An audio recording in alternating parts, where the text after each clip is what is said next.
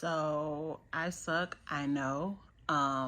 Believe me, y'all have no idea how many times I have tried to get this video recorded in the past month. But yeah, he is here. It's just the say nobody with the wasting girl. This I know say don't put no fisting girl. Daddy land. Say your man you are replacing girl. Yo, daddy, now land and pat up your thing if you're good up, good up. Yeah. Wind your waist if you're good up, good up. Touch up yourself if you're good up, good up. Good up, good up, my girl. All right, y'all. So before we go any further, I need you guys to hit that like button, subscribe. I promise you, now that I have had my baby and I have a lot more free time, I have a few more weeks of maternity leave left, I will be hitting you guys consistently with new baby vlogs. So hit that subscribe button and stay tuned. Let's see, I think I'm gonna push one more out for, I'm gonna try to do 2, but definitely one more out for the month of July. I'm sure you guys know that things were just a lot more chaotic while I was pregnant, and it was a lot harder to film just in terms of energy. And I did a whole baby announcement. I did my whole baby announcement vlog, but I just didn't like how it came out. I was still puffy and swollen and looking a mess. I couldn't get my wig together, so I just scrapped that whole episode and decided to give you guys content when I was feeling better, because my whole labor story was a doozy. So we're gonna get into that. So let's see, where do we begin? It all started on May 21st. As you guys know, my due date was June 6th. My due date was June 6th. But on May 21st, you know, everything was going good. They had been monitoring my blood pressure and everything throughout my pregnancy. So I was seeing my OB as well as a maternal fetal medicine specialist, because I have had a history with high blood pressure and hypertension, which I was never diagnosed with high blood pressure. But back in my heavier days, before I lost that, 100 pounds, I was struggling with high blood pressure. I had elevated blood pressures. Like I said, I was never diagnosed, but you know, if you've ever had a period in your life where you've had elevated blood pressures, when you get pregnant, they're gonna be on you. So just a heads up for anybody who's pregnant or thinking about getting pregnant, if you've ever had any issues with blood pressure, they're gonna be on you. At least my hospital. I would think that that's a regular practice though. So they were monitoring my blood pressure throughout my pregnancy, and I had really good, really stable blood pressures throughout my pregnancy. But still, they wanted me to see a maternal fetal specialist. So towards the end of my pregnancy, about the 8th month, they have you come in to see the doctor. Well, usually it starts about 9 months when you have to go in every week. But for me, it started at 8 months. I was coming every week, and then I had to see my OB and my maternal fetal specialist every week. So that was 2 doctor's appointments a week. Everything was good. Every time I go, everything was great. He was super active. Still is. He was super active, just really healthy. I had a really, really healthy pregnancy until May 21st. May 21st, let me start with the weeks leading up. So about 2 weeks before May 21st, I had developed a really bad cough. And it's funny because I was just coughing. But I had a really bad cough, persistent cough, would not stop. And I asked my OB what was going on, if there was an issue. She said it was pretty normal, pretty routine, the baby being on your lungs and everything. It kind of obstructs your breathing and all this. The week before May 21st, so the second week of May, I noticed like I was starting to gush fluid, but I thought it was pee. I thought I was peeing on myself because I actually went through that with Maya. I was literally peeing on myself. I was on the phone with my cousins actually, and we were laughing and talking, and it was a big gush that time.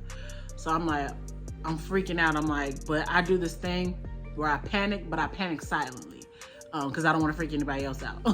So I noticed a big gush. I would say that was like the 17th or so.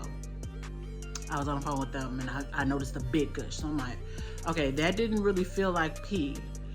But I'm like, okay, it's cool. So the 21st, fast forward to the 21st, I was feeling kind of crappy. I woke up on the 21st and I had chills.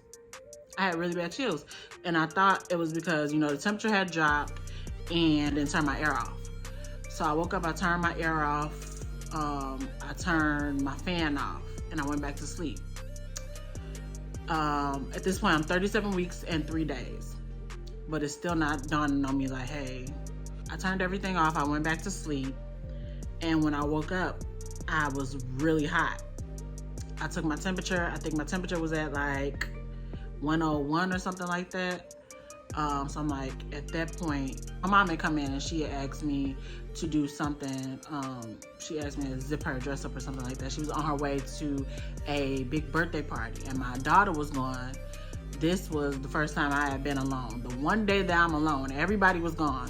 But my mom stopped by before she went off to her party. And she's like, you don't look good. Are you in labor? And it's so funny because we went through the same thing when I had Maya. I got up and started changing my sheets and I thought that I had peed on myself. And she walks past my room. She's like, you good? Are you in labor?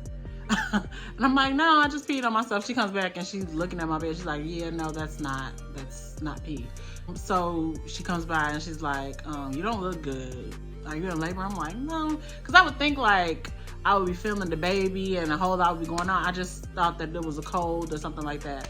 And I was just kind of laying around. She was like, okay, well, call me if you need me. So she left and I, like, not an hour after she left, I'm like, okay, something's not right. I texted my doula and she had me take my blood pressure. I thought my blood pressure was high, but something's wrong. They gave me a blood pressure cuff and I don't think the readings are accurate. Because when I got to the hospital, my blood pressure wasn't elevated, but I took my temperature and it was slightly elevated, but when I got to the hospital, my temperature was like way higher. I was like between 100 and 101 when I took it. When I got to the hospital, I was like 102.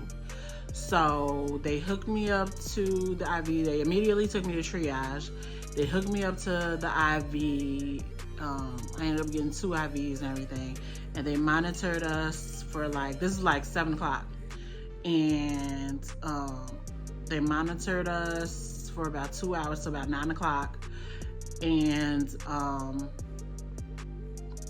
they were like, okay, so he was in distress. He was kind of fighting the fever and everything. And they had concerns about an infection. So they were like, at this point, you know, we can wait to see if he comes vaginally. We can wait about an hour or so, see if he comes vaginally. But even still, the likelihood that I would be able to get to 10 centimeters, because I wasn't dilated at all. I should mention that. Throughout this whole process, I wasn't dilated at all. But they were like, they were like, the likelihood that you'll get to 10 centimeters within an hour is just, it won't happen. So our best bet is C-section. Now, mind y'all, I had this whole birth plan. I don't even know if I mentioned this in my last vlog, but I had this whole birth plan. I had hired a doula. I bought a birthing pool. I was supposed to have this baby naturally in my living room. I got a birthing pool and everything else that I needed. But something told me to keep up with my OB appointments, keep up with my maternal fetal medicine specialist and everything so that I can be able to monitor everything that was going on for the weeks leading up until that point. Thank God I did that because I ended up having to have him in a hospital. So I drove myself to the hospital on the 21st after laying around on the couch all day. They hooked me up. They took me to triage. They hooked me up. They saw that he was struggling to fight this fever and everything that was going on, and they were concerned with the possibility of infection. Thank God I didn't have an infection. Everything was good. They took him. So they established that I was gonna have to have a C-section. I was really disappointed about that. I did not feel good about that. They had me talk with the anesthesiologist team. And something about this guy, he was a Middle Eastern guy, the lead anesthesiologist. He was a Middle Eastern guy, kind of young. And something about him just made me really, really comfortable. And it's so crazy that I'm recording this on today, seeing the story about the woman in Brazil who was raped during her C-section. The most disgusting, vile thing I've ever seen in my life. And I just thank God and my spirit team for covering me throughout this process, because I was so comfortable. When he came in, he's like, look, this is what's gonna happen. Boom, boom, boom. This is what we're doing. You're gonna be fine. Your baby's gonna be fine. Don't worry about anything. And I don't take stuff like that lightly, but for whatever reason, how he said it, I know he was sent to me. And I just had so much peace. And I believed him when he said that everything was gonna be fine. And it was. He told me the procedure was gonna be about an hour. Let me go back.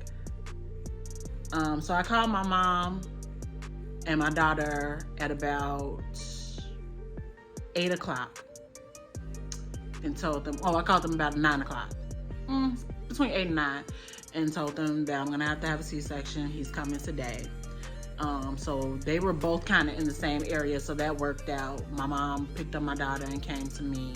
Everybody came, and so about 9 o'clock, they brought in the anesthesiologist team, and about 9:30, they brought in the anesthesiologist team, and they were just breaking everything down for me. But yeah, this lead anesthesiologist, amazing, at Rush Medical University here in Chicago. His name is Dr. V. If you get Dr. V, if you're delivering at Rush and you get Dr. V, trust me when I tell you, you are in amazing hands. He and his team are phenomenal. Like, they get in, get out, they know what they're doing.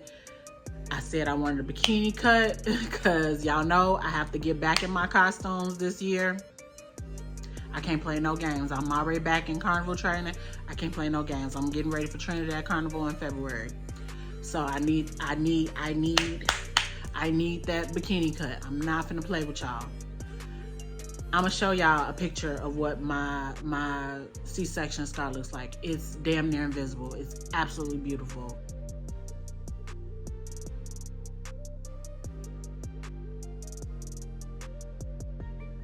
They did a phenomenal job. So he told me, get back to the story. He told me that the procedure would be about an hour. And he asked me, what do I want to listen to? I had a whole playlist that I made for my baby for my natural water birth, which never happened. So I had that playlist. So he was like, give me your phone. So they got ready. They took me to the operating room, and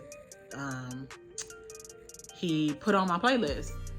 And they were just talking to me. I was awake the whole time. I didn't feel anything. I was dead below the waist.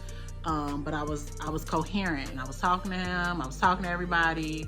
So they told me it was gonna be about an hour, and my baby was out in 15 minutes. Within 15 minutes, I heard him screaming and crying, and they asked me if I wanted to see him. They linked him over the little thing, and I saw him. I got a chance to see him before they whisked him off to the NICU, because he was technically a preemie, and they had to check him out and everything to make sure that, you know, he was all right after the whole ordeal. So 15 minutes to get him here, and then just 30 minutes of sewing me up. So within 45 minutes, I had my baby within 45 minutes. When I say that was the most seamless birth I've ever seen or felt or experienced in my life, it was absolutely phenomenal. So we did have a situation when they brought him back from the NICU, and they took me to my room.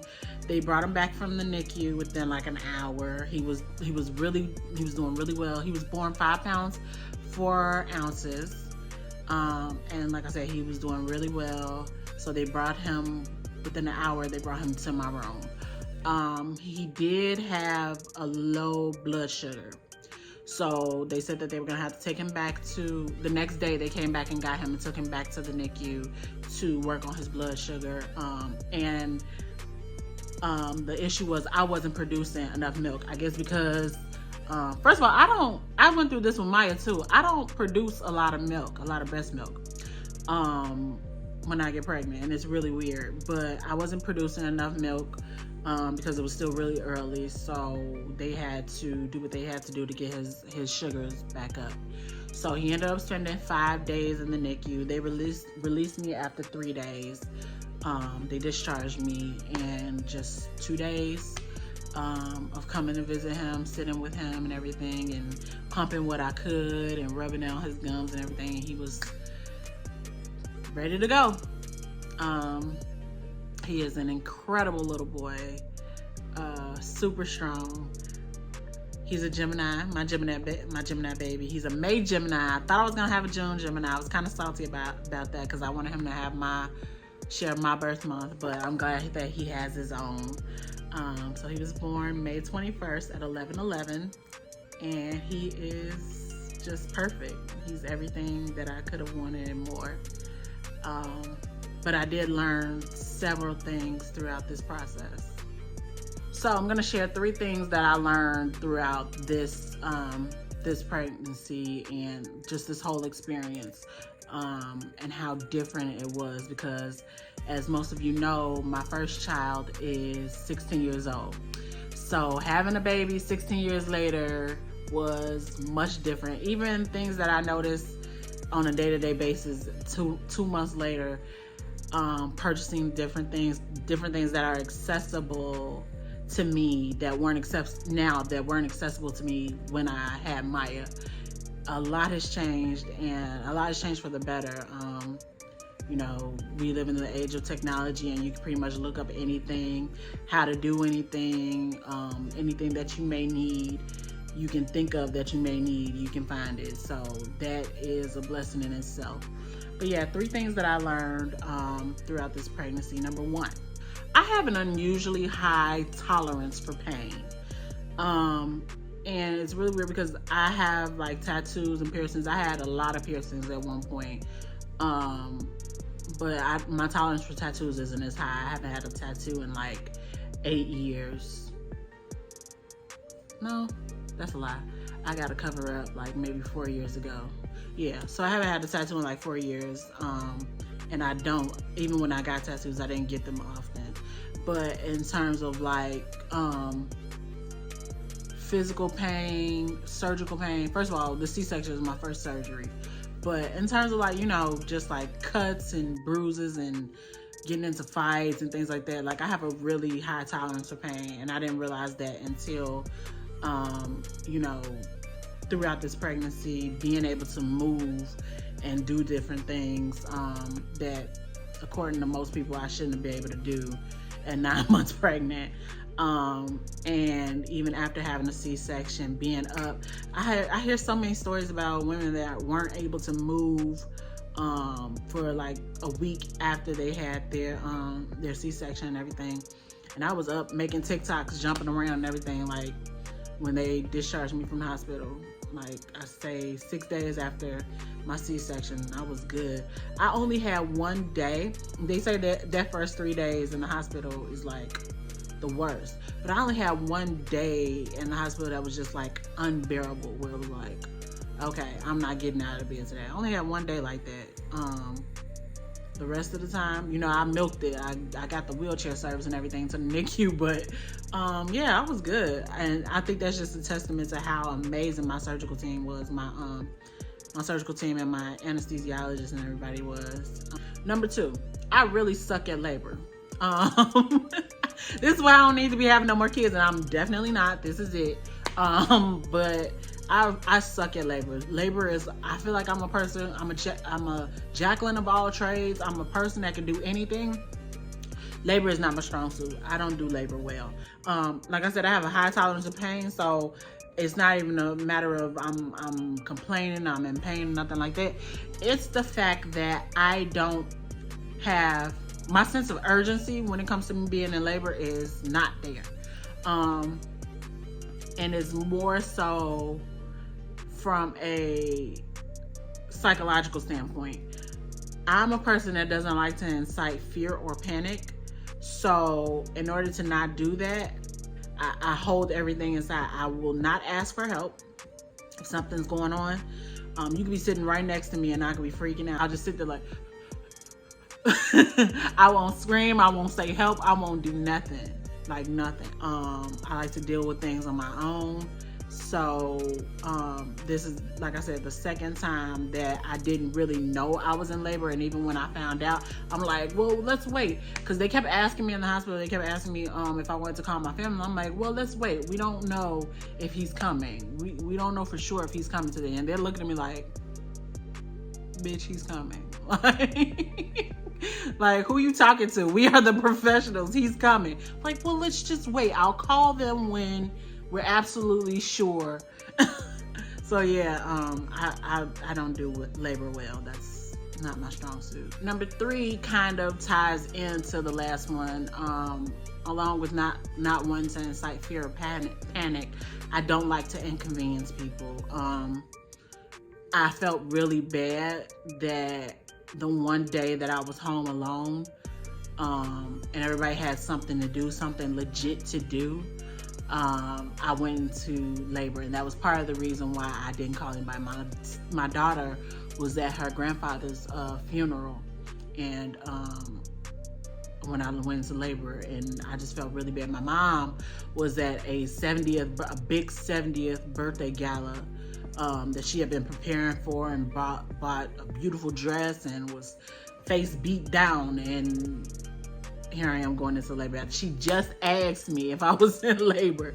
She had just asked me if I was in labor. So I felt really bad, and that was part of the reason why I wasn't rushing to call anybody, because like I said, I don't like to inconvenience anybody, no matter what the circumstance. And I've learned that sometimes it's okay. Sometimes it's like you're gonna need people.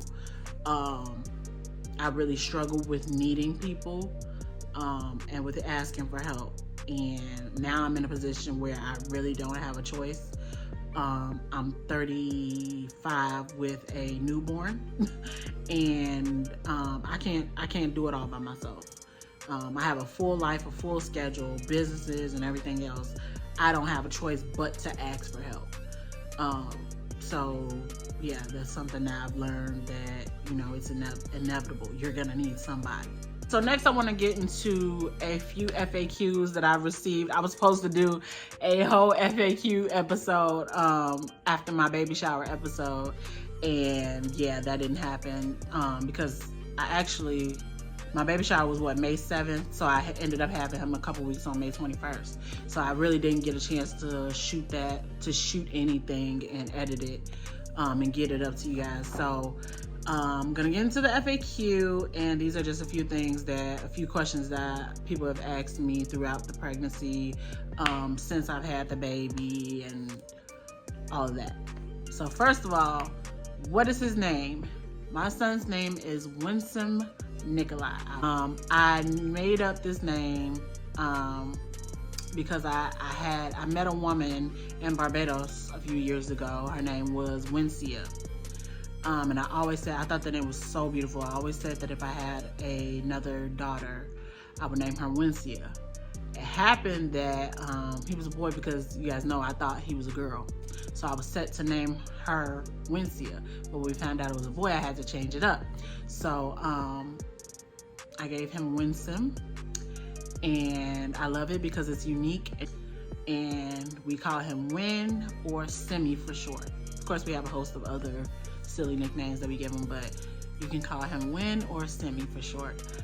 His middle name is Nikolai. It is a variation that I made up from my sister's name, who was Nikili.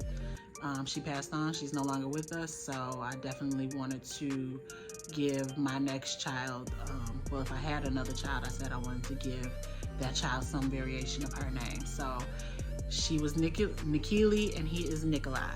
Next question I get kind of often is, what made me decide to have another baby at my age? First of all, I am still in my prime, thank you very much. No, but be clear, I didn't decide to do anything. My baby is a blessing and a gift from God, but I didn't decide to do anything. He was a complete surprise. I had no plans of having any more children, but the divine saw fit to bless me with a little baby boy. So there was no other option when I found out that I was pregnant, for medical reasons and for the sake of me being 35. What am I gonna do? Have this baby. And that's what I did. So a lot of people have asked me, why didn't I do a gender reveal? I didn't do a gender reveal because I found out the gender of my baby at 13 weeks. How did I find out the gender of my baby at 13 weeks? Well, I went for my ultrasound, and as soon as we got him on the screen, he decides to cock his legs open.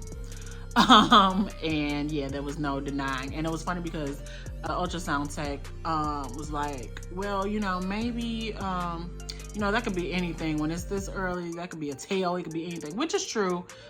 People get that confused often, more often than you would think, but in that case, there was no confusing that. And so sure enough, when I went back for my 20-week, I was gonna, I don't know if you guys remember my previous episode, my Christmas episode, I was gonna do a 3D, 4D ultrasound. I was gonna pay for that separately just to make sure and get a better look at him. But when they pulled him up for the 20-week, there was no point. We knew exactly who and what he was. So that kind of ruined it for me. There was no point. I could have, you know, did a whole gender reveal for like my family and everything, but there was no point. Another question I get asked often, especially now, are we still moving to Barbados? Sadly, I have to say that our Barbados relocation ambitions are put on hold for the time being. We are still relocating, but not quite to the Caribbean just yet. We have, you know, family ties and everything that need to be settled with Wynn before we go anywhere, but it's still in my 5-year plan, being that Maya is graduating from high school in 2024. So we have plans, we have talks of her going to the University of the West Indies. So we very well may be moving around that time. But for right now, we are staying put within the US of A. And finally, question I get asked a lot lately is, what do I think is the biggest difference having a baby back in the early 2000s versus the 2020s? And the biggest difference, I would say, honestly, these pandemic babies are real. I want y'all to know. I want to tell my story. I want y'all to know that these pandemic babies are real. It's a very real thing. We all joked about it. We thought it was funny. We would see little videos on Instagram and be like, oh, that baby is so cute. That baby crazy. It's pandemic baby. No, it's a real thing. These babies are very different. They're very, they're much more advanced. And I don't know, I don't think it has anything to do with the pandemic or anything, but when I say this baby responds to every single thing that I say, and it's really weird. I wouldn't say weird because, you know, I believe in all the woo-woo and everything, y'all know that, but this baby responds to everything, especially everything that I say.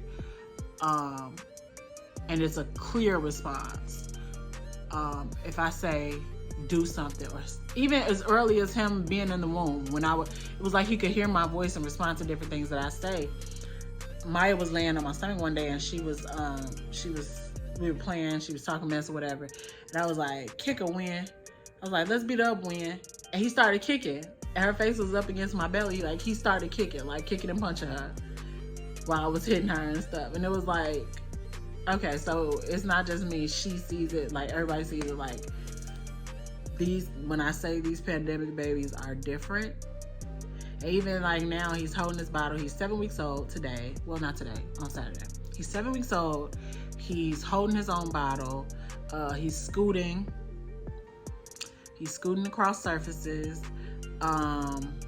What else? And he's holding his head up. 7 weeks.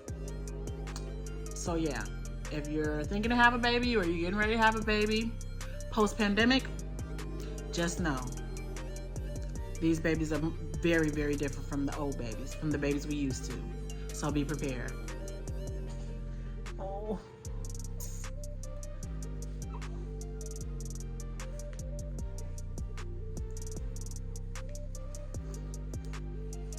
And this is our Winston. Say hi. Say hi.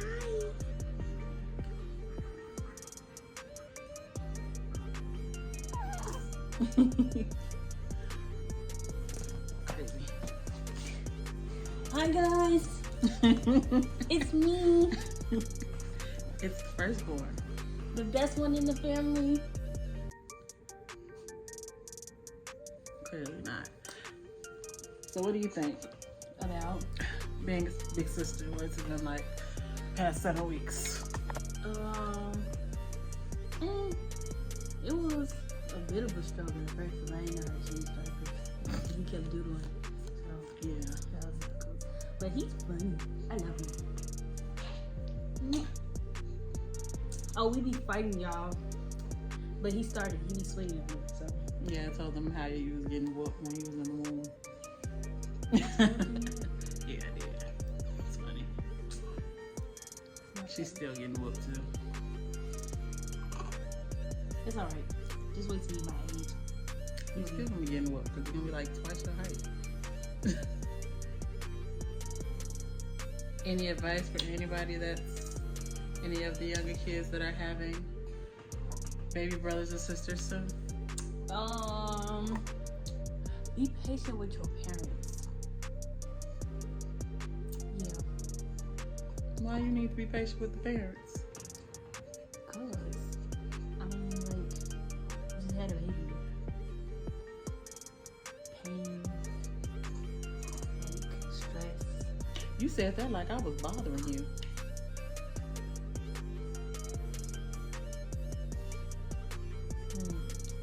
I'm just speaking my truth, okay?